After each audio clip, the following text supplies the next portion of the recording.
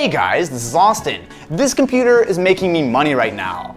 Well, that might sound like some scummy pop-up ad. In reality, it's all thanks to crypto mining. You've probably heard of cryptocurrencies such as Bitcoin and Litecoin. These are digital currencies that are worth real-world money. For example, a single Bitcoin goes for about $2,400 right now. This has become a really big industry. Not only has Bitcoin been recognized as legal currency in places like Japan, but you can spend Bitcoin at a lot of online retailers, such as Microsoft, buying games on Steam. You can even purchase things with PayPal using Bitcoin. It is a big deal. For example, if you fire up a mining program on your computer, it will immediately start crunching the numbers on different transactions that come its way. As a reward for doing all that hard work, you'll gain tiny amounts of cryptocurrency. Typically, this doesn't really equal much. However, as things like Bitcoin become more and more valuable, it can actually add up. There are two different ways of getting your hands on cryptocurrencies such as Bitcoin. The first is really straightforward. You can buy and sell them just like anything else.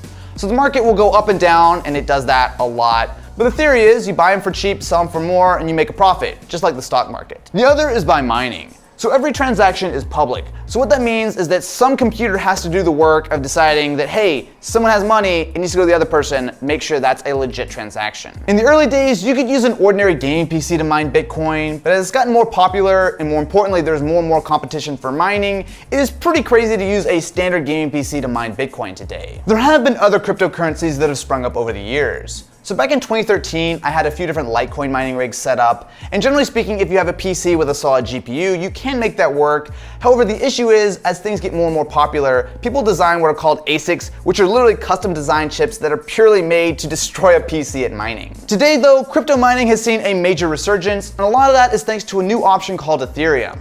Now this is something that actually does make sense to mine on a standard gaming PC. So we've been using the CyberPower PC that we did a video on recently, which actually is now down to $650, which is kind of funny because thanks to crypto mining, even the graphics card itself sometimes will go for $650. Generally speaking, higher-end AMD cards like the RX 580 that's inside is going to be your best bet for crypto mining. NVIDIA options also do work pretty well too, but if you have a lower end card that's maybe a little bit older that's going to draw a lot of power, you want to try mining on the CPU, it's generally not going to be worth it. Crypto mining really is all about the GPU. The actual setup for mining is surprisingly straightforward, a lot better than it used to be. So you just need three things: a PC to do your mining, a Bitcoin wallet, and a mining program. There are lots of options for creating a wallet, but I use Coinbase. Not only is it fairly simple as they do pretty much all the work for you, but not only can you buy Bitcoin, but more importantly, you can sell them or just spend them. For the mining program, a really easy option is to use NiceHash. So this runs as a normal Windows app, and all you need to do is let it do its initial setup, give it your Bitcoin wallet address, and it handles everything else from there. NiceHash does take 3% of everything that you mine, but in return, it's a completely automatic setup, so if you're not super familiar with this stuff, it works pretty well, and it's even smart enough to automatically pick between different algorithms based on what's going to be most profitable. The cool thing is, since this is just a normal Windows program, you can mine whenever you want. So say you want to actually play some games on your gaming PC, just stop mining for a few minutes. Once you're done, turn it back on. So I'm about to throw some numbers at you guys, but please take all of these with a giant grain of salt. This can go way up and way down pretty much at any point. So right now with this setup over the last few days, it's averaged making about $2.10 a day. So of course you do have to keep the electricity bill in mind. So with this system and the electricity rates here, it's pulling about 25 cents worth of power a day. That might not sound like much, but when you add it up, that's about $57 a month or about $690 a year, which is actually enough to pay for the entire system. But, and there's a giant but, this changes all the time.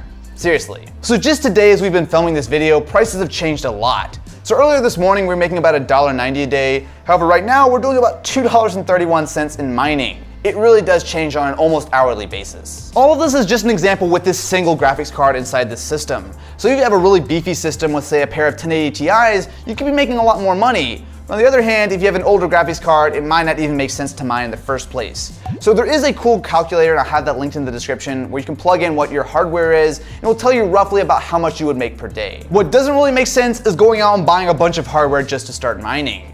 So this has actually made graphics cards not only out of stock in a lot of places, but almost more important than that, really expensive. What I think makes a little bit more sense is if you already have a gaming PC and you just want to give this a try. It is kind of fun.